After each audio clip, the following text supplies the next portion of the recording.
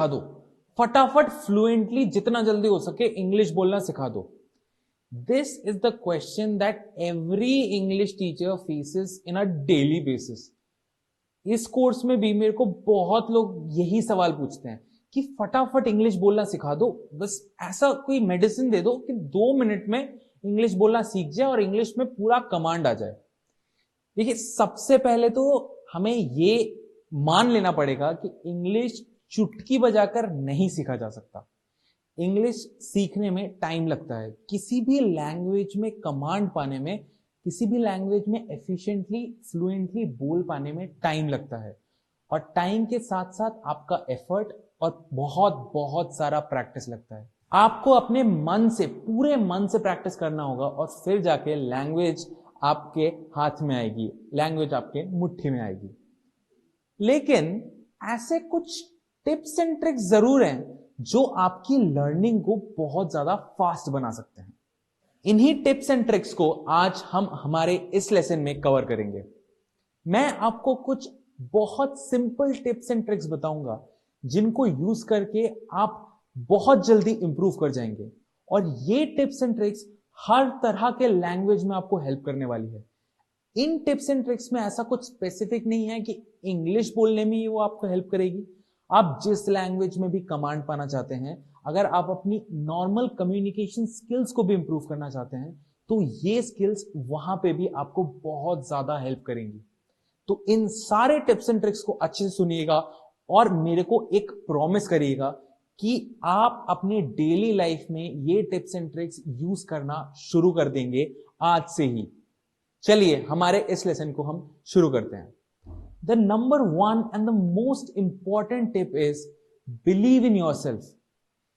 The major reason most of us cannot speak English fluently is lack of self-confidence.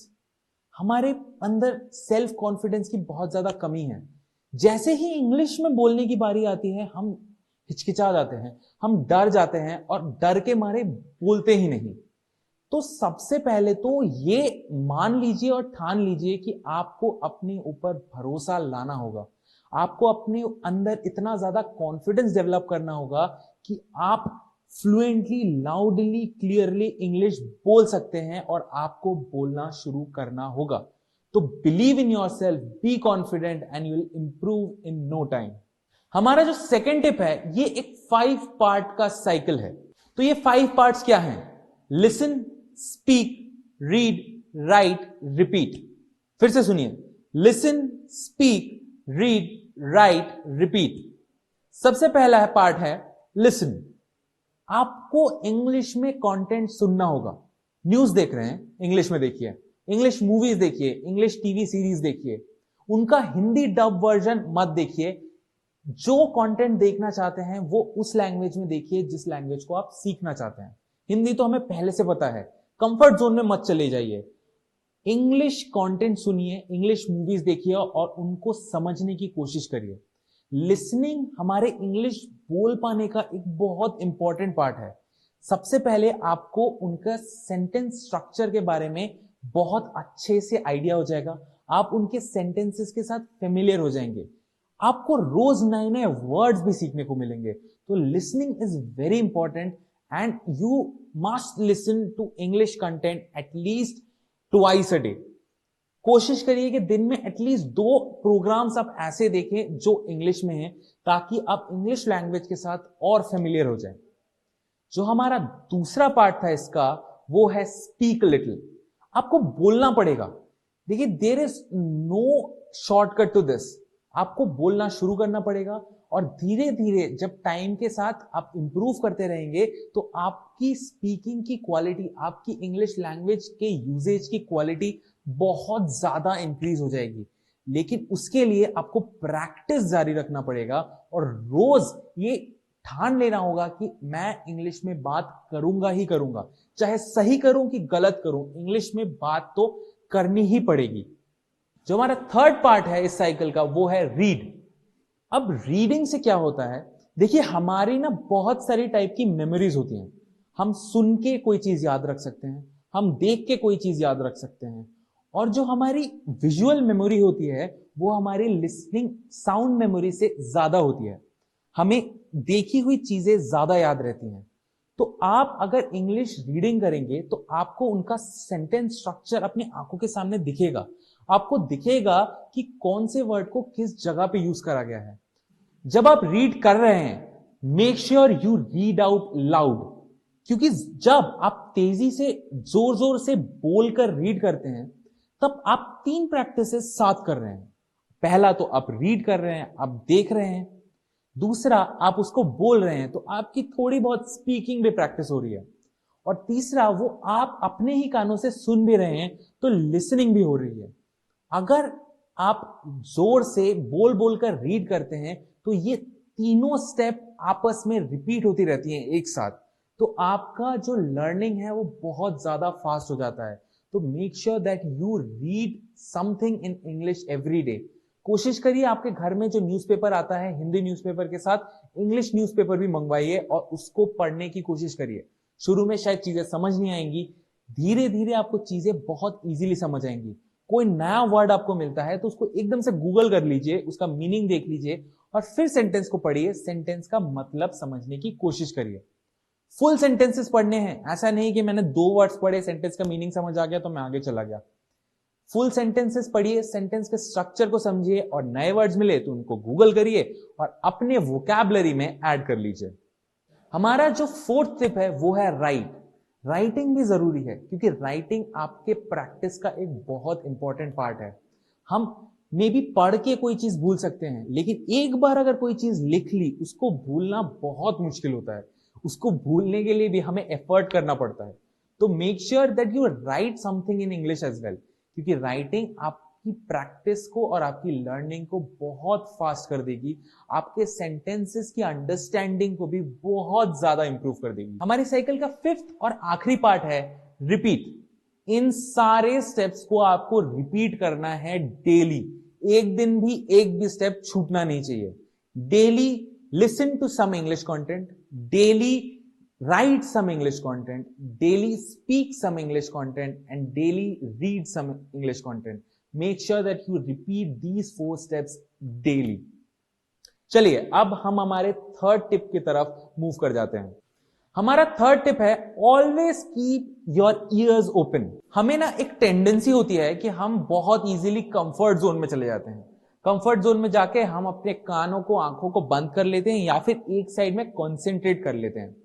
तो क्या होता है हमारे आसपास की चीजें हमें सुनाई नहीं देती, आसपास का नॉलेज हम ग्रास्प नहीं कर पाते। लेकिन अगर आप अपने कानों को हमेशा खुला रखें, हमेशा चौकन्ना रहें, तो आपको यह दिखेगा कि आप डेली कोई ना कोई नए वर्ड या नई चीज के बारे में जान पाएंगे। आपका नॉलेज बहुत ज्यादा इंप्रूव हो जाएगा। और सिर्फ आपका नॉलेज इंप्रूव नहीं होगा, आपकी अंडरस्टैंडिंग चीजों की बहुत ज्यादा बढ़ जाएगी। क्योंकि जितने लोगों से आप जितनी बातें सुन पाएंगे और जितने नॉलेज को अपने अंदर कैप्चर कर पाएंगे उतना जल्दी आप इंप्रूव कर जाएंगे। तो अपने कानों को हमेशा खुला रखिए, आसपास जो बातें हो रही हैं उसको हमेशा सुनने की कोशिश करिए और हर रोज एक नया वर्ड सीखने की कोशिश करिए। नए वर्ड रोज सीखना आपकी वोकैबुलरी को बहुत ज्यादा इंप्रूव कर देती है। तो नए वर्ड सीखिए और अपने कानों को खुला रखिए ताकि वर्ड्स और नॉलेज आपके अंदर हमेशा आते रहे। हमारा जो अगला टिप है वो हमारे 3rd टिप के साथ कनेक्टेड है। हमारा अगला टिप है कि यूज दोज न्यू वर्ड्स। जो आपने कान खुले रखे और आपने नए वर्ड सीखे, अब आपकी ये रिस्पॉन्सिबिलिटी है कि उन नए वर्ड्स को आप भी यूज करें, क्योंकि दूसरे की यूज करे वर्ड्स हम बहुत जल्दी भूल सकते हैं। लेकिन अगर उन वर्ड्स को एक बार हमने खुद यूज कर लिया, हमने उन वर्ड्स को हमारी वोकैबुलरी में ऐड कर दिया, तो उनको भूलना नामुमकिन है। तो उन वर्ड्स को यूज करिए और अपनी वोकैबुलरी को बहुत ज्यादा इंप्रूव कर लीजिए। आपकी इंग्लिश कुछ ही दिनों में बहुत इंप्रूव हो जाएगी अगर आप रोज एक नया वर्ड सीखें और उस वर्ड को यूज करना भी सीखें। हमारा 5th टिप है, ये बहुत ज्यादा अंडररेटेड टिप है। लोग बोलते नहीं लेकिन ये काम करते सब हैं। Use the mirror. The mirror is your best friend. आज भी आप कोई भी पब्लिक स्पीकर को पूछिए, अगर मेरे को भी आज भी कोई भी पब्लिक स्पीकिंग इवेंट में जाना होता है तो मैं एक चीज जरूर करता हूं, जैसे ही मेरा स्क्रिप्ट रेडी हो जाता है मैं मिरर के सामने प्रैक्टिस करता हूं। कोई भी बड़े से बड़ा स्पीकर भी मिरर के सामने प्रैक्टिस जरूर करता है, क्योंकि मिरर के सामने प्रैक्टिस करने के बहुत ज्यादा फायदे हैं। एक तो आप अपने आप को देख सकते हैं, आप देख सकते हैं कि कहां आप और इंप्रूव कर सकते हैं, कहां आपकी गलतियां हो रही हैं। आप अपने बॉडी लैंग्वेज को इंप्रूव कर सकते हैं, आप अपने स्पीकिंग स्टाइल को इंप्रूव कर सकते हैं, और ओवरऑल आप अपनी पर्सनालिटी को इंप्रूव कर सकते हैं। तो मिरर का यूज करिए। मिरर हमारे पास एक बहुत स्ट्रॉन्ग टूल है, खाली हमारे लैंग्वेज के लिए नहीं, हमारे ओवरऑल पर्सनालिटी और ओवरऑल आउटलुक के लिए भी। तो मिरर को यूज करिए, मिरर के सामने प्रैक्टिस करिए। अगर आपके पास कोई दोस्त नहीं है, कोई फ्रेंड या फैमिली मेंबर नहीं है जिसके साथ बैठ के आप इंग्लिश में प्रैक्टिस कर सकते हैं, तो अपने बेस्ट फ्रेंड मिरर के साथ करिए, क्योंकि मिरर आपको कभी धोखा नहीं देता और वो आपके साथ हमेशा रहता है। हमारा 7th टिप है, don't worry about the grammar. देखिए, मैं आज भी ग्रामेटिकल मिस्टेक्स करता हूं। ग्रामेटिकल मिस्टेक्स करना एक बहुत ज्यादा कॉमन चीज है, इससे डर के कोई फायदा नहीं होता। धीरे धीरे ग्रामर आपके अंदर इनबिल्ट हो जाता है, आप सही सेंटेंसेस बनाना शुरू कर देते हैं। लेकिन नंबर 1 चीज जो हमें जरूरी है इंग्लिश बोलना शुरू भी करने के लिए, वो है कॉन्फिडेंस। कॉन्फिडेंस के साथ बोलिए, ग्रामर की बिल्कुल चिंता मत करिए, ग्रामर धीरे धीरे इंप्रूव हो जाएगा। आज भी मेरे को कोई भी शायद ग्रामर का रूल नहीं याद है, लेकिन मैं सेंटेंसेस को देखते ही पता लगा सकता हूं कि ये ग्रामेटिकली सही है कि गलत है। अब ये कैसे अटेन हुई, ये स्टेज पे मैं कैसे पहुंचा? देखिए, जब आप इंग्लिश का यूज बहुत ज्यादा करेंगे और इंग्लिश अपनी डे टू डे लाइफ में यूज करेंगे, तो सेंटेंस स्ट्रक्चर आपके दिमाग में फिक्स हो जाएंगी। आपका अनकॉन्शियस ब्रेन भी जानता है कि कौन सा लाइन सही है और कौन सा लाइन गलत है। तो इंग्लिश यूज करने में और इंग्लिश के वर्ड सुनने और सीखने में ज्यादा फोकस करिए, ग्रामर में मत करिए। ग्रामर धीरे धीरे इंप्रूव हो जाएगा प्रैक्टिस के साथ। जो हमारा नेक्स्ट टिप है, ये हम कोर्स के स्टार्टिंग से आपको बोल रहे हैं, ये टिप बहुत ज्यादा इंपॉर्टेंट है। हमारा आखिरी टिप है, प्रैक्टिस प्रैक्टिस प्रैक्टिस। प्रैक्टिस का कोई ऑल्टरनेटिव नहीं है, हार्डवर्क का कोई ऑल्टरनेटिव नहीं है। आपको प्रैक्टिस करना पड़ेगा और प्रैक्टिस करके ही आप इंग्लिश लैंग्वेज में कमांड हासिल कर सकते हैं। आपने देखा होगा कि बहुत सारे ऐसे लोग हैं, आप में से भी बहुत सारे ऐसे लोग होंगे जो इंग्लिश लिख तो बहुत अच्छा सकते हैं, लेकिन इंग्लिश बोलते टाइम घबरा जाते हैं, हिचकिचा जाते हैं। ये क्यों होता है? प्रैक्टिस की कमी की वजह से। प्रैक्टिस करिए और ये कमी एकदम से दूर हो जाएगी। हिंदी और इंग्लिश में भी बहुत ज्यादा डिफरेंस नहीं है, तो हिंदी हम इतना कॉन्फिडेंटली कैसे बोलते हैं और इंग्लिश में इतना डरते क्यों हैं? इसका भी वही सोल्यूशन है, प्रैक्टिस। जितना आप प्रैक्टिस करेंगे उतना आप इंप्रूव कर जाएंगे। इसका कोई शॉर्टकट नहीं है, इसका कोई ऑल्टरनेटिव नहीं है। So practice practice practice. चलिए, ये थे हमारे tips and tricks to improving your English and speaking fluently. इन टिप्स एंड ट्रिक्स को डेली फॉलो करिए। इन टिप्स एंड ट्रिक्स से जितना ज्यादा फायदा आप उठा सकते हैं उतना ज्यादा उठाने की कोशिश करिए, और अपने प्रॉमिस को हमेशा याद रखिए that you will practise every day and you will learn English no matter what.